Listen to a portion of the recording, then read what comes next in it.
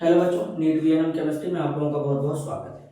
तो चलिए अब थोड़ा सा क्या करेंगे, नेमिंग वाला पार्ट समझेंगे रिएक्शन का। जैसे कि ऑर्गेनिक के रिएक्शन में हाइड्रोजिनेशन क्या मतलब क्या होता है, हाइड्रेशन का मतलब क्या होता है, डिहाइड्रोजिनेशन का मतलब क्या होता है, ऑक्सीडेशन का मतलब इस तरीके के बहुत सारे नेम आते हैं और जिसका एक्चुअल में हमको मतलब नहीं पता होता तो आज उनको समझेंगे।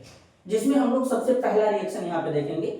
सारे रिएक्शन पहले हम लोग एनसीईआरटी के कवर करने वाले हैं। क्लियर है? तो देखो यहाँ पे सबसे पहले हम अगर बात करें कि जब कभी भी हाइड्रोजिनेशन आए तो हमारे दिमाग में क्या आना चाहिए।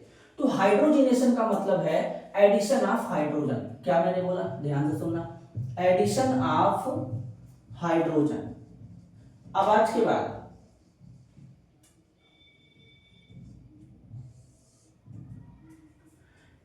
बाद कभी भी अगर हाइड्रोजिनेशन रिएक्शन आए तो एडिशन ऑफ हाइड्रोजन, यानी हाइड्रोजन का जुड़ना क्या हो जाएगा, हाइड्रोजिनेशन हो जाएगा।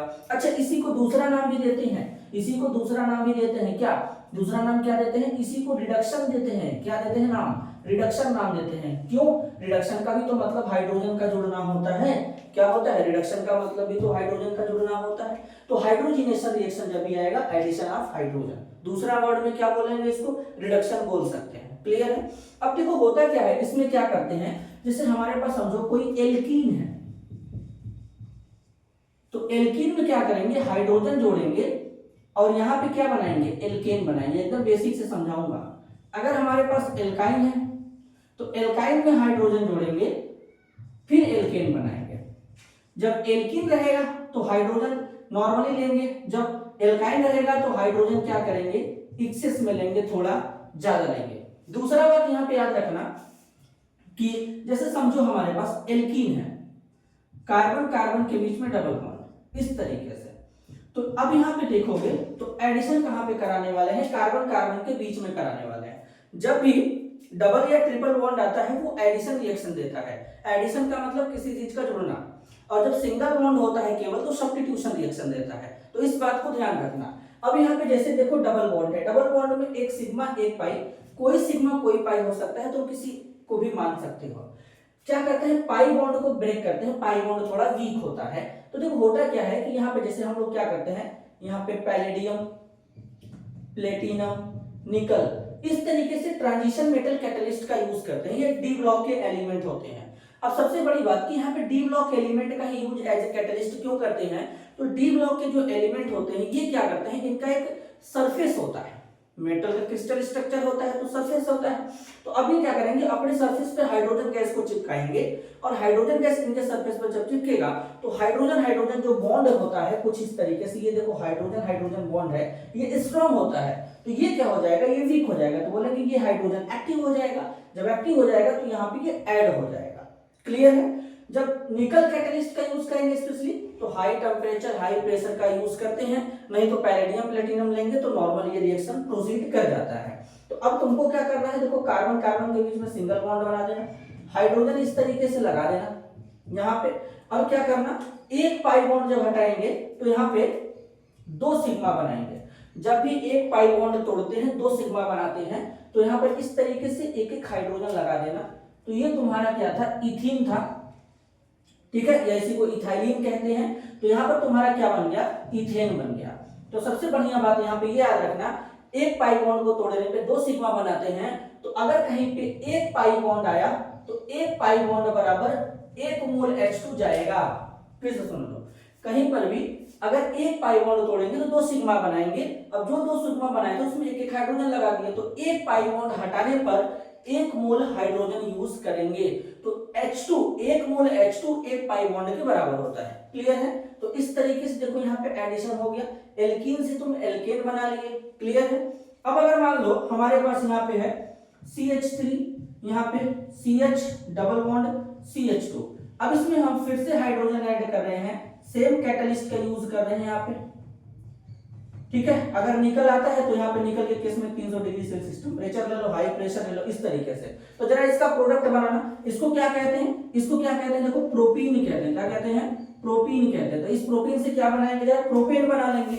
एक पाई बॉन्ड हटाएंगे तो यानी CH3, यहाँ पे क्या हो जाएगा CH2, यहाँ पे CH3, क्या बन जाएगा, यहाँ पे प्रोपेन बन जाएगा। क्लियर है? तो इस तरीके से यहाँ पे क्या करेंगे, एल्कीन से एल्केन बनाएंगे। अब जरा एल्काइन से एल्केन बना के दिखाता हूं, देखो कैसे बनेगा। जैसे समझो हमारे पास यहाँ पे CH3 C triple bond CH है। अब देखो एल्काइन के केस में क्या हो गया, यहाँ पे देखोगे तो कार्बन कार्बन के बीच में ट्रिपल बॉन्ड है। ट्रिपल बॉन्ड में क्या होता है, एक सिग्मा दो पाई होते हैं। क्या होते हैं, एक सिग्मा दो पाई होते हैं। अब अभी मैंने बताया कि कहीं पे डबल या ट्रिपल बॉन्ड आता है तो वो एडिशन रिएक्शन देगा, सिंगल बॉन्ड रहेगा तो सब्स्टिट्यूशन रिएक्शन देगा। तो अब यहाँ पे दो पाई बॉन्ड आ गए, तो दो पाई बॉन्ड है तो यहाँ पे सबसे पहले एक मोल हाइड्रोजन यूज करेंगे। सेम कैटलिस्ट यूज कर रहे हैं, पैलेडियम प्लेटिनम निकल, इसलिए मैंने यहाँ पे इस तरीके से सिंबल लगा दिया। तो जब पहली बार एक मोल, देखो एक पाई बॉन्ड बराबर एक मोल हाइड्रोजन। अब यहाँ पे दो पाई बॉन्ड है तो दो पाई बॉन्ड बराबर कितने मोल हाइड्रोजन, दो मोल हाइड्रोजन यूज होंगे, यानी ये तो पता चल गया सर। तो यानी यहाँ पे CH3, यहाँ पे फिर C, यहाँ पे क्या आ जाएगा H डबल बॉन्ड, फिर यहाँ पे क्या आ जाएगा CH2 आ गया। इस तरीके से आगे देखो वापस से प्रोपीन बना। सबसे पहले यहाँ पे देखो ये क्या था, यहाँ पे ये प्रोपाइन था, 1 2 3, ये क्या था प्रोपाइन था। प्रोपाइन से फिर क्या बन गया, प्रोपीन बन गया। अब इस प्रोपीन में वापस से एक मोल हाइड्रोजन यूज करोगे, यहाँ पे क्या हो जाएगा, सेम कैटलिस्ट की यूज कर देंगे, पैलेडियम प्लेटिनम निकल, ठीक है। तो यहाँ पे CH3 CH2, यहाँ पे क्या हो जाएगा CH2, इस तरीके से सिंगल बॉन्ड, यहाँ पे CH3, फिर से यहाँ पे क्या बन जाएगा, प्रोपेन बन जाएगा। तो इस तरीके से तुम हाइड्रोजनेशन रिएक्शन को समझ सकते हो। इसी रिएक्शन को अगर एक लाइन में लिखना हो, एक बार मैं देख लूं क्लैरिटी के साथ दिख रहा है कि नहीं, हर एक पॉइंट क्लैरिटी के साथ दिख रहा है।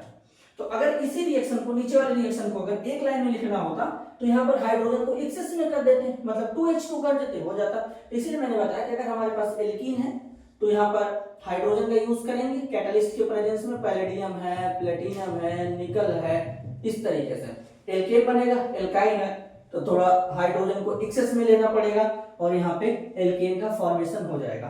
तो इस तरीके से तुम हाइड्रोजनेशन रिएक्शन को समझ सकते हो।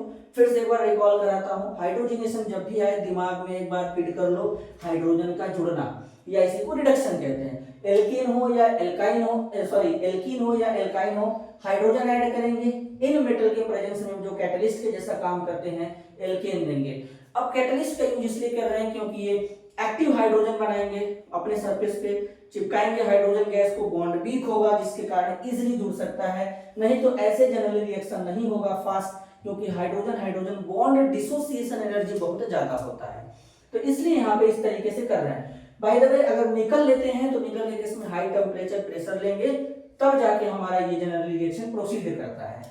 तो इस तरीके से यहाँ पे तुम एल्केन एल्कीन एल्काइन से रिएक्शन बना सकते हो, और यहाँ पे एल्कीन एल्काइन से बना सकते हो एल्केन। और मैंने एक एक बात बताया, एक पाई बॉन्ड बराबर एक मोल हाइड्रोजन, एक पाई बॉन्ड तोड़ेंगे दो सिग्मा बॉन्ड बनेंगे।